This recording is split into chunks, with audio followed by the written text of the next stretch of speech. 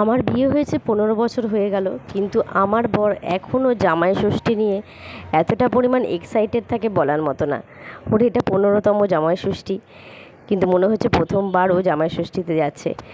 জামাই ষষ্ঠীতে যাবে বলেও নিজের কর্মক্ষেত্র থেকে কিছুদিন আগেই চলে এসছে, কারণ ওর কাছে এটা বেশ বড় ফেস্টিভ্যাল, কারণ এই দিনটায় ওদের বড় স্পেশাল ফিন করানো হয়। তো আমরা চলে গেছিলাম, আমি, আমার বড় ছেলে, আমার ছোটো ছেলে আর আমার বর মিলে আমরা যাচ্ছিলাম।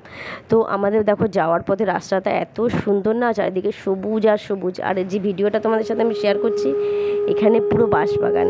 তো গিয়েই ও বসে পড়েছিল। আমাদের মধ্যে রিচুয়াল থাকে, তোমার মা মন্দির থেকে মা ষষ্ঠীর পুজো দিয়ে আসছে, অরণ্য ষষ্ঠীর পুজো বা ষষ্ঠী ঠাকুরের পুজো দিয়ে এসছে।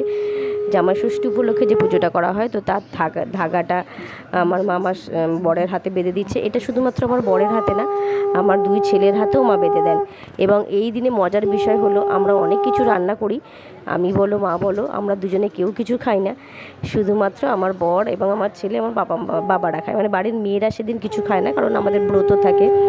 এটা শুধুমাত্র ষষ্ঠীর জন্যেই না, যে কোনো ষষ্ঠীতেই আমরা খাই না কিছু, নিরামিষই খাই সন্তানের মঙ্গল কামনার জন্যে। এই রিচুয়ালটা অনেকের আছে, অনেকের নেই।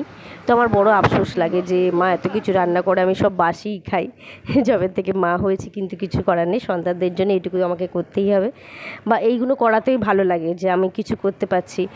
তো সেখানে আমার ফেরার পথে আমি কটা ছবি তুলেছিলাম, সেগুলো তোমাদের সাথে শেয়ার করলাম। আর এই গরমে তোমাদের জন্য আইসক্রিম পাঠালাম, সবাই খেয়ে নিও।